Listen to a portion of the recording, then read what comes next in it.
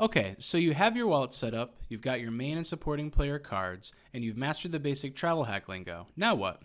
Today we break down 4 main ways to maximize your point earning potential and get one step closer to free travel. Welcome to the Travel More podcast. Each episode, we share custom itineraries, travel hacks, expert advice, and even stories of our past travel failures to help you level up your travel game. I'm Shelly, a lover of plans, itineraries, and cheap flights. I'm an expert deal finder with one eye always on the budget. And I'm Bruce, the improviser, ready to pick up where plans fail to turn letdowns into unexpected trip favorites. We're here to bust through barriers that stop you from making your travel dreams a reality. So book that flight, buy the tickets, and say hello to your next adventure. This is the Travel More Podcast. Welcome back to the Travel More Podcast. Welcome back. So Shelly and I just got back from our whirlwind trip. It feels like we were gone for months. Yeah, I mean, we were gone for like a solid month. But yeah, it feels like we haven't been here at all. But we were also gone 2 weeks before the trip. So we legitimately have gone essentially 6 weeks of our summer break. I know I keep joking that we've been hiding from the heat because we went so far north. But hey, in the beginning of the summer, we went straight to Memphis in Florida where it was like 100 degrees. To the surface of the sun to begin this off. But what was fun about that trip is on the way back, we did some serious travel hacking to allow us to fly for the first time business class from Frankfurt to JFK. And let me tell you, that was worth all of the figuring out of this. Dude, just that one flight. I know. I still can't believe, you know what the best part about it was? Is that when you get to the end of your trip, you're kind of, you're kind of sad. Yeah. Like, oh man. And especially when you have a long flight home, it just kind of puts a damper on it. Mm-hmm. But this was like one of the best experiences of the trip. It was like next level. And honestly, I'll tell you, I thought it would spoil me forever. Yeah. But, it was about a 7.5 hour flight. Mm-hmm. And I can see where using points and miles, I'm definitely going to reserve this for flights that are long. Yeah. Because it was awesome. Right. Luxury. For sure. We'll do our economy flights and get more bang for our buck in the future. For like more flights as opposed to like one big one. But it was nice to kind of splurge, especially at the end of a very long and pretty exhausting trip. So we did all of this though in literally a year and a half, maybe just a year, figuring out how to leverage all these things and these different credit cards into this amazing kind of once in a lifetime flight. And so today we're going to talk about exactly that. We've talked about the lingo, we've talked about which cards we would have, but here's how you actually earn those points for those bonuses. Okay, so let's break down kind of the 4 main ways that you can get those big points and lay down on your flight like Shelly and I just did, having a choice of 2 real champagnes and 4 luxury course meals. So yeah. It was white tablecloths. It was China. White tablecloth. It was crazy. It was awesome. Anyways, the very first thing, and honestly, the way that most travel hackers, like the ones that you see on Instagram or whatever, continuously take these business class flights, I'm not going to lie to you, their number one way is called churning cards. So what churning cards is, and I think this was in our travel lingo episode as well, but it's essentially opening up a ton of credit cards. And I know that sounds scary to a lot of people, especially at first. That's something that definitely turns people away pretty quickly. Yeah. Because there's this idea that having a lot of credit cards is bad for your credit score or your health or whatever, and it's really not. No, and I get, though, that could be a pretty big kind of first step, and I don't know that that's how I would say to start this. You want to make sure that you have kind of a handle on things and that you're not just jumping into the deep end. Yeah, and you feel comfortable. But that is, so for the first main way is by opening up new cards and getting the bonuses. Yeah. But also when they say churning cards, essentially you're getting that bonus and you're closing that card out and then you're looking at how long again you can reapply and get the bonus again. And you're finding that cycle. Well, that's how you do it long term, right? Is because obviously you can't. There's only so many cards, so you have to eventually open up the same ones again. But you have to be very careful with that because continuing to cancel cards at the end of a year or something can get you kind of a bad rep with some of these banks, and you do not want to get a bad rep with, say, Chase Bank and then not be able to earn Chase points because that's the end of your travel hacking career, so to speak. So you have to be pretty careful with this. A good rule of thumb, kind of one that is pretty well established by the travel hacking community, I should say, is to not open a card more than every 3 or 4 months. which I know for a lot of you, you're like, oh my gosh, 3 or 4 months. But some people go way off the deep end and open like 6 in a month, and that will get you definitely some flags. And also, I would think hard about the ones that you want to open, because there's a few rules you have to look out for. One is Chase's 524 rule. Yeah, I think we mentioned a bit when you're picking your main and supporting cards. Right. Yeah, some of those economies or ecosystems rather. Yeah. So like Chase, there's rules for each company. Yeah, so definitely look those up. And don't just open them. We call it shiny card syndrome. So don't just open one because it looks really good right now. Like really think about how it fits into your greater kind of your wallet. Your wallet and your ideas of what you're gonna go, where you're gonna go, and like what you're gonna use them for. Right, and that's why this episode comes after. If you haven't listened to the other travel hack episodes during our summer school series, definitely do it, because you want to think about your wallet. And while churning cards like that might sound pretty advanced, the key takeaway for this first point on how to make points is really the bonus. So if you're going to open up a card, getting that big bonus in the beginning is a great start. Yeah, don't miss the bonus. We said that. I think that's like the 5th time we've said that in this series. Do not miss bonuses. So yeah, it's like everything. That's the thing. And just to kind of give you a realistic picture of what this looks like for us, I think we just counted them and we've opened up like 9 credit cards. Between the two of us, 9 credit cards in the last year and a half. So we haven't canceled any, though. So We've used them all. They're either a no annual fee or we're consistently getting the value out of the annual fee. So it doesn't always mean that you're continuing to, like, cancel cards. So just, before you start that, I would do a lot more research, kind of really dig deep into it to make sure that you're not going to mess yourself up, financially. But both of our credit scores have only gone up since we've started this. And they're pretty high to begin with. So, like, it's not really messing our credit scores up in any sort of way. So, also a thing to mention. Okay, so our second way to earn points is called maximizing multipliers. Mm-hmm. And this is something you got to pay attention to. Yeah. So, when you get these different cards, you go back to building out your wallet. Each one's going to have a rate at which they earn points for certain things. We have plenty of spreadsheets where we've kind of figured this out for ourselves. And for an example, I just opened up an Amex Gold, and it gets 4 times the points on food like dining and groceries. But in comparison, my Capital One Venture card only gets 2 times the points on all purchases. Mm-hmm. So maximizing your multiplier is really just knowing what card to use for what category of spending so that you're getting the most out of what you're spending on points. Right. So if we go out to eat, we're always going to grab the Amex Gold because we're getting 4 times the points as opposed to the 2 times the points on Capital One. But then if we're going to, I don't even know. What's another store name? Target? Yeah, maybe, but Target, I think it doesn't count because grocery stores are also, yeah, it's not a grocery store. So if we go to Target, we're going to be using our Capital One because we get 2 times the points. We'd only be getting 1 times the points if we use Amex Gold. So it's just about kind of knowing which cards are going to get you kind of which things. And that's we talked about this a little bit in like which cards you should have, because we opened the Amex Gold specifically, one, because we wanted to get into the ecosystem of Amex, but also because eating out is a big part of our expenses and also groceries. So we wanted to kind of capitalize on that a little more than we had been. So, knowing what your spending categories are is a good way also to think about what your next card should be. Keep it in mind when you build your wallet and make sure you're spending the right card on the right purchase. Yeah, there's also a free app called Card Pointers. They have a paid version, but I use the free one and it's fine. And it kind of keeps track of that for you as well. So if you are a person who's like, I don't want to think about it, you just kind of put all of your cards in there. I don't even think you put your card number. I think you just say what kind of cards you have. Because it's all the same. Right. And then it'll tell you like, what to do on each category, which is pretty cool.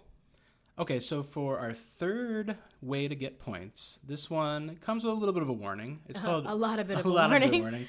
Manufactured spending. Mm-hmm. So we do this a little bit, but you really want to be careful with how far down the rabbit hole you go with this. It's totally acceptable to do some of it and even encouraged, but too much, again, is going to get you flagged by credit card companies, and you do not want that. So what manufactured spending is, at least how Frequent Miler puts it, which is a big Points a Mile blog that I love, they say manufactured spending is the technique of maximizing credit card spend to earn rewards while minimizing the adverse effect on your bank account balance. Essentially, spending money that is either not yours or that you were already going to spend in kind of a roundabout way. So let's kind of break down how we do that. So an example of how we do this is through buying gift cards. And there's a few ways it works. For one, buying gift cards for things like gas or groceries can be a good way to meet minimum spending requirements on a credit card if you don't have enough regular expenses to cover it. But you gotta be careful with this and make sure you can still pay off the credit card at the end of the month, because as soon as you carry a balance, it's game over. Yeah. Also, just be cautious about putting too much gift card spend as your minimum spend. Like, you don't want to go out and get a card that has a $3,000 minimum spend and put $3,000 of credit card as your minimum spend. That can also get you flagged. Right. And it especially applies to Amex. Amex does not like you to use gift cards for your minimum spend. Chase, we had some pretty good luck doing it. Well, we had great luck. They didn't flag us or anything, but we didn't put a ton. No, it wasn't the entire minimum. Right. Like, so we did just buy if you need a little bit of extra, it can be a way to get your bonus. But I wouldn't plan on putting like the whole thing or anything like that. So another safer way to do this is to use cards that have a multiplier at certain locations. So, yeah, like let's say a grocery store. So you buy a gift card from the grocery store for a different store without a multiplier. You know, they have like the grocery store, like racks of gift cards. Yep. So, for example, if we had an Amex Gold, we've already met our minimum spend. We just have it now. And we get 4 times the points at supermarkets. So if we bought a card for like Amazon at the grocery store, then you'd be getting 4 times the points for Amazon essentially. Because now you're going to use that gift card that you just got 4 times the points on for your Amazon purchase. I always find that to be crazy because it's like not groceries, but it's coming up as a grocery store purchase. Well, yeah, because it's still like codes as a grocery store. Right. And then, you want to do this with thinking that I'm going to buy something on Amazon anyway. Right. So yes. the money I would have spent on Amazon out of my bank account is now kind of I'm earning points on it. Right. That's you're taking like one extra step to earn a lot more points on that. And that may seem not worth it for maybe a $20 Amazon purchase, but just to give you an example of how we've made this work is we have a Business Inc., a Chase Business Inc., which gets 5 times the points at Staples, and we go to Disney a lot, and so they sell Disney gift cards at Staples, so I use the Business Inc. to buy the Disney gift cards, and we're talking, thousands of dollars, because Disney is expensive, and you can pay everything with it, like your room, your tickets, all your food, whatever. So I buy, $2,000 in Disney gift cards, and I just made 5 times the points on $2,000 spend that I would have made. We would have spent anyway. We're already spending it. Yeah, exactly. It's just the extra step to get the gift card in the in-between. And I think the best we could have gotten on Disney is probably Capital One's 2 times the points. So we're getting 3 times extra points. Exactly. Because it's going 2 to 5. Is huge. That ends up being a good amount. Was that 10,000 points? 10,000 points was almost both of us to fly from Frankfurt to Copenhagen. Right, so that's 2 free flights. Translate that for everybody, right? So it's like, what are you getting out of this? So the money that you're already spending, you're now earning points on, which can translate to a flight for 2 people internationally. Yeah, that is international, Copenhagen to Frankfurt. So yeah. So it's worth it. It just takes an extra step. So there's also some things like buying groups and paying your rent on cards like Bilt, which Sean and I haven't tried, but others do swear by them. But I would definitely pursue with caution, especially buying groups. That's not something I think Shelly and I are ever going to go down the path of. Yeah, some people love it. It's kind of like those people also you see on Instagram everywhere that have like the businesses where they sell things on Amazon or something. It's like a similar kind of vibe to me. Where it's like, this also feels weird and illegal in some ways, but it's not. Yeah, it's like gray area almost, but it's not illegal. It's too risky for us. It's too risky for us. But if that's something you're into, you can look it up. There's quite a few resources on that. But that's another way people would say, talk about manufactured spending. So our last category for earning points is called stacking. Essentially, stacking offers. Yeah. Exactly. It's the same as like stocking offers anywhere. If you've ever watched like that TLC show that's like the couponers. Oh, yeah. Extreme couponers. Extreme couponers. This is essentially extreme coupon. Do you say coupon or coupon? I just said it. What did I say? I don't know. We'll just say it again. Coupon? What do you say? I don't know. I think I say both. Coupon? No, I don't say coupon. That's weird. There's coupon. Coupons? I think I say now coupons. You've got me, like it's not a real word anymore in my head. Let us know how you say coupon. Oh my gosh. It's definitely coupon. Anyways, okay. And now you're saying it and you're like, I got it. Okay, so it's essentially like extreme couponing. It's like you're just stacking different things that are offered to you. So let's say you signed up for the American Airlines dining program. It's free. It's literally just like you're already in the loyalty program and you click a button, say sign up. And it gives you American Airline miles for eating out at certain restaurants. If you do that, and then you pay with your Amex Gold, like you're just going out to eat like you normally would, you're using your Amex Gold, so you're getting the 4 times the points. So then you're going to get 4 times Amex points plus American Airline points for eating at that like restaurant that you were already going to eat at. Right, you're getting like a double bonus essentially. Yeah. And so these things add up a little slower, but I would say that like over time those can be a big deal. So like just to give an example, when we were in Memphis recently, I signed up for the American Airline thing forever ago and haven't even thought about it. And then we ate out at a restaurant for Father's Day, and then I got like an email being like, congratulations on earning your bonus points for like this loyalty program. I was like, what? And I was like, oh, that restaurant was part of the group program. Yes. I didn't even know. Honestly, I'm not even sure how they know I ate there, but it doesn't. Because the supply, because if you're charging your card and it's linked through that account, then the merchant it's associated, right? So it's like they know you charge the card. Yeah. So anyways, I didn't even do anything at all except eat at this restaurant. We didn't choose it because I didn't even know it was part of the program. So it was very cool. And this is definitely a newer thing that these just stack on each other. Like if you do all these little things, they will build. You'll be amazed at how many points you can make. Some of them get crazy.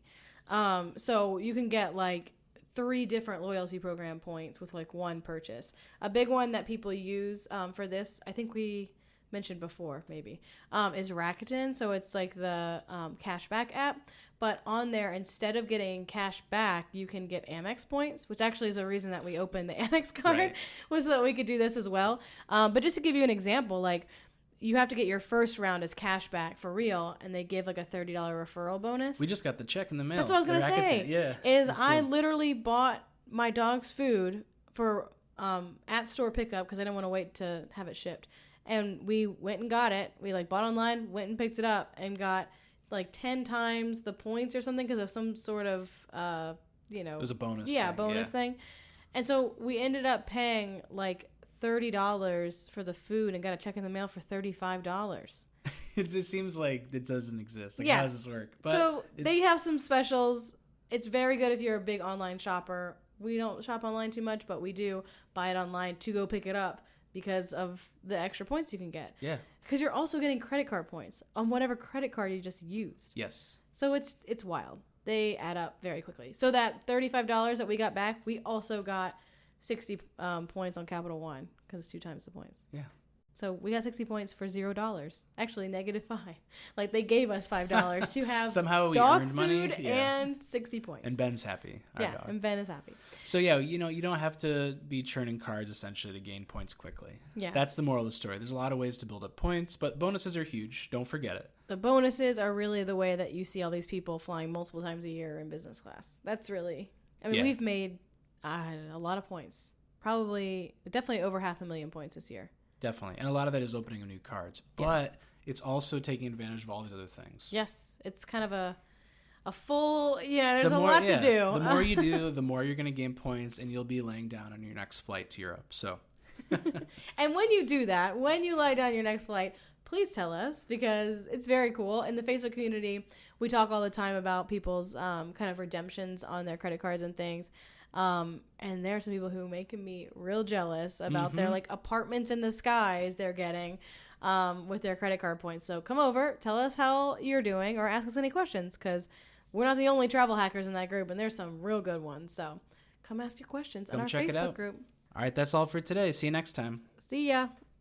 Did you know that every time you book a Disney or Universal vacation, you're paying for a service that you may not even be using? Really? That's right. Travel agent costs are added to your Disney or Universal vacation, whether you use one or not. So you're telling me that I'm paying for something even though I'm not getting the help? You got it. So next time you want to book a theme park vacation, make your money work for you.